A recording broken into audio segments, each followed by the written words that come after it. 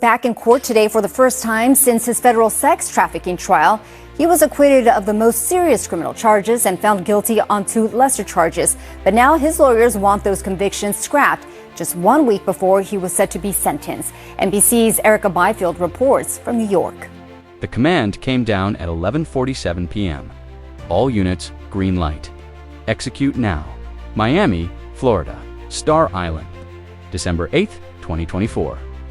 What the world saw was luxury. What federal investigators discovered was a labyrinth. For 18 months, FBI cyber teams had been tracking encrypted communications between a fictional entertainment mogul named Vincent Sterling and cartel operatives moving product through South Florida like it was a corporate supply chain. Tonight, that network was about to collapse. This is the largest simultaneous raid operation ever conducted on American soil. 890 arrests. And that's just the beginning. At precisely midnight, 6 locations across Miami-Dade County erupted in coordinated federal action. FBI, ICE, DHS, U.S. Marshals, SWAT teams from 3 counties. Over 400 agents moving as one synchronized machine. The primary target, Sterling's $40 million waterfront compound on Star Island, where thermal imaging had revealed something the architectural plans never showed.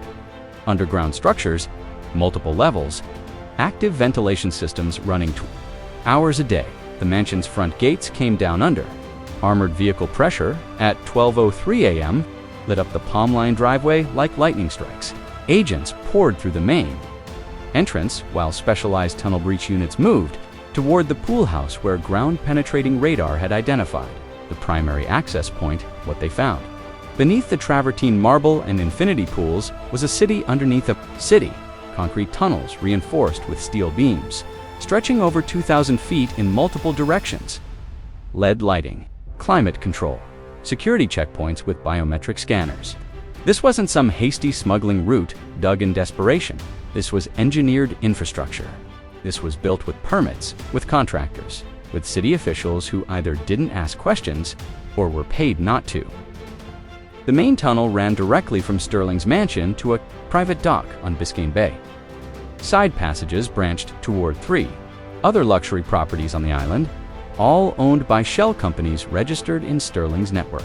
But it was the southern tunnel that revealed the true scope of the operation. It connected to Miami's stormwater drainage system. From there, the network had access to the entire city.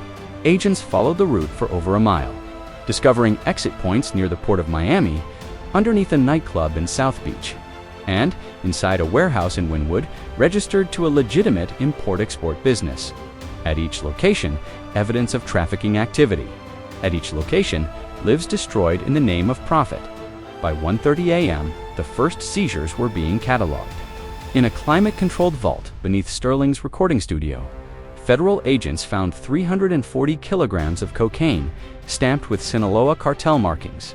In waterproof containers stacked in the tunnel system, another 190 kilograms of methamphetamine. Fentanyl pills, packaged to look like prescription Xanax, over 400,000 units.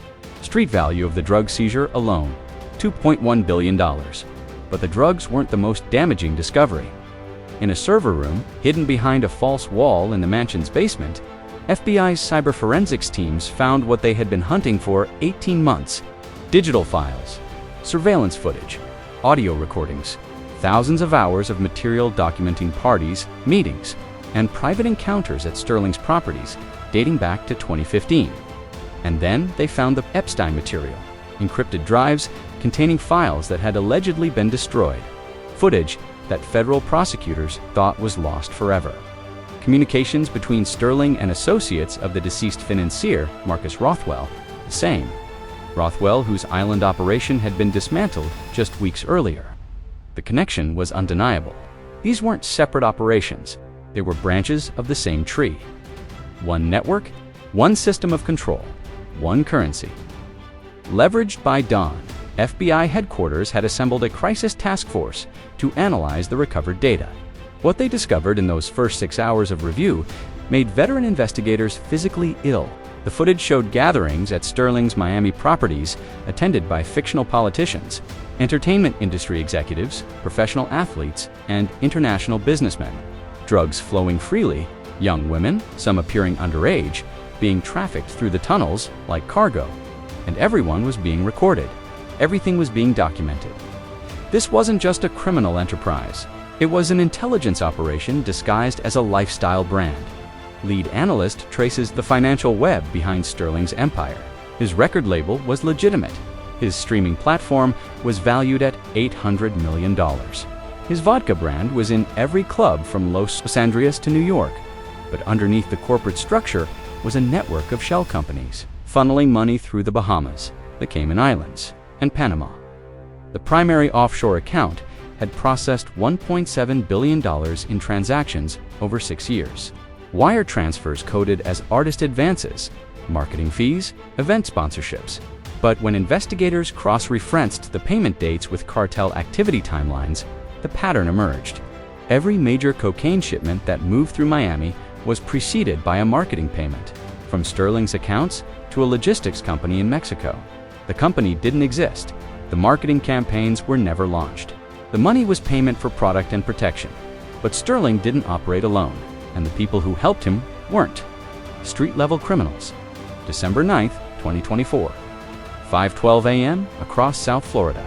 230 federal agents executed simultaneous warrants on 47 additional properties. The targets, enablers, facilitators, and conspirators embedded in positions of power and influence in Coral Gables. FBI agents arrested a fictional Miami-Dade County commissioner named Carlos Mendoza. His encrypted messages with Sterling showed direct coordination on zoning approvals for properties used in the trafficking network. He had fast-tracked construction permits for the tunnel system by classifying it as enhanced flood protection infrastructure. The irony was sickening in Fort Lauderdale.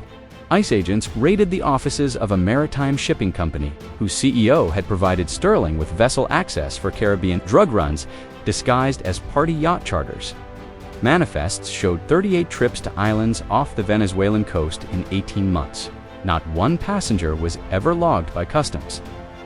In Miami Beach, D units stormed a luxury car dealership that had served as a money laundering front, processing cash from Sterling's nightclub operations and converting it into clean vehicle purchases, later resold internationally. The dealership's owner had moved $73 million through this scheme in 3 years. But the most shocking arrest came at 6:45 a.m. when federal marshals detained a fictional Miami Police Department deputy chief named Robert Keene. His phone records showed over 200 calls with Sterling's head of security. His bank account showed deposits totaling $460,000 over 4 years. And his patrol scheduling system showed something even more damaging. Every time Sterling's tunnel network was active moving product, police patrols in surrounding areas were systematically reassigned. Traffic checkpoints were moved, UI stops were canceled. It wasn't coincidence, it was coordination. The badge had been turned into a cartel tool by noon. Interrogations were revealing the depth of law enforcement infiltration. Keene wasn't alone.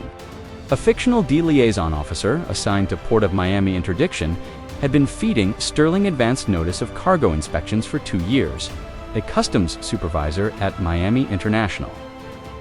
Airport had approved baggage handling exceptions for individuals on Sterling's private flight manifests. A Coast Guard petty officer had altered patrol routes to create gaps in maritime surveillance. Each one had been recruited carefully. Each one had been paid generously. Each one had betrayed an oath. One FBI agent broke protocol during a debrief, slamming his hand on the table. How do you fight crime when the people wearing badges are part of the conspiracy? That's the question that haunted every honest investigator in that building. But the human trafficking component of Sterling's operation made the drug conspiracy look almost simple. Comparison. In the tunnel system beneath South Beach, agents found living quarters, small rooms with mattresses, portable toilets, and water bottles. Investigators estimated these spaces had housed individuals for days or weeks at a time. Women brought into the country under false promises of modeling contracts, music industry opportunities, or event work. ICE recovered testimony from 12 survivors located in raids across the Miami area. Their stories were identical in the details that mattered. They were contacted through social media by talent scouts working for Sterling's entertainment companies. They were flown to Miami first class. They were promised legitimate work. And then the situation changed. Documents were confiscated, movement was restricted. They were told they owed money for travel, for housing, for opportunities provided. The debt was never explained. The amount was never fixed. And the only way to work it off was compliance. Some were forced into service at Sterling's private events. Some were trafficked to other locations through the tunnel network. Some tried to escape and were threatened with deportation, arrest, or worse. The fear was the cage. The isolation was the lock. Federal prosecutors are still building the human trafficking indictment. But the preliminary count is devastating. Over 300 potential victims identified through flight records, video evidence, and survivor testimony spanning 5 years. 300 lives interrupted. 300 families searching for answers. 300 human beings treated like commodities in a system designed by a man the world knew as a music industry titan. December 11, 2024, FBI. Cyber teams finished the first comprehensive analysis of Sterling's server network. What they discover expands the investigation beyond South Florida and into a continental operation that rivals the scope of any cartel in modern history. Entertainment empire had legitimate operations in Los Angeles, New York, Atlanta, and Las Vegas. But underneath each legitimate business was a shadow network, moving product and people. Through coordinated routes that spanned the entire country, in Los Angeles, his recording studios doubled as distribution hubs for methamphetamine, produced in Sinaloa cartel superlabs and smuggled across the southern border in false-bottomed tour buses used by his signed artists in New York. His fashion brand operated warehouses. In the Bronx, where cocaine was repackaged and distributed to street-level dealers operating under the protection of gang affiliates with direct ties to security teams. In Atlanta, his film production company owned a fleet of cargo vans used to transport trafficking victims between cities, always traveling just under the radar, always staying one step ahead of law enforcement. In Las Vegas, his nightclub empire provided venues where drugs, money, and influence changed hands under the cover of celebrity culture and VIP access. The network wasn't just national, it was systematic. It was industrial scale. Criminal enterprise hidden behind the legitimacy of American capitalism. And the Sinaloa cartel connection was the engine that powered it all. Intercepted, communications show Sterling had established direct relationships with cartel leadership. Operating out of Culiacan, Mexico, he didn't just buy product, he coordinated logistics. His private planes made over 60 trips to Mexican airstrips in regions controlled by Sinaloa operatives. His maritime contacts provided boat access for coastal smuggling runs. His tunnel system in Miami became a cartel asset for moving product into the most lucrative drug market in the hemisphere. In exchange, Sterling received protection, supply consistency, and access to enforcement muscle when business disputes needed resolution. The cartel didn't work for him, they worked with him. It was a partnership, a merger between entertainment, industry infrastructure, and narco-trafficking efficiency. But the most chilling revelation came from financial analysis of Sterling's offshore accounts.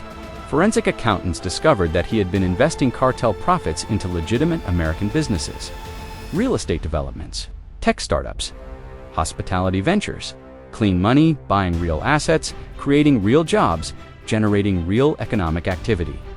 The system wasn't infiltrated. It was purchased December 14, 2024. Vincent Sterling was arrested without incident at a private estate in the Bahamas, where he had fled 3 days earlier. Extradition was immediate. By the time his plane touched down at Miami International Airport, the charges were waning: racketeering, money laundering, conspiracy to distribute controlled substances, human trafficking, witness tampering, obstruction of justice, and under the RICO statutes, criminal enterprise operation. The evidence was overwhelming. The servers alone contained enough material to support convictions on every count. But it was the video footage that would haunt the prosecutors who had to watch it. Hours of documented criminal activity. Hours of exploitation. Hours of proof that power and fame could create a space where law didn't matter and consequences didn't exist. And consequences didn't exist. Until they did. By December 18th, the arrest count had reached 890.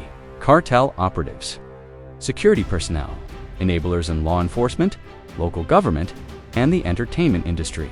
money launderers, tunnel, construction contractors, pilots, boat, captains, accountants, lawyers who had structured the shell companies knowing exactly what they were hiding. The D called it the most significant blow to Sinaloa cartel operations in U.S. history. ICE called it the largest human trafficking rescue operation ever conducted. The FBI called it a wake-up call because the uncomfortable truth was this: Vincent Sterling operated openly for years. His parties were legendary. His influence was celebrated. His wealth was envied. And underneath all of it was a criminal empire that destroyed lives while the world danced to his soundtrack.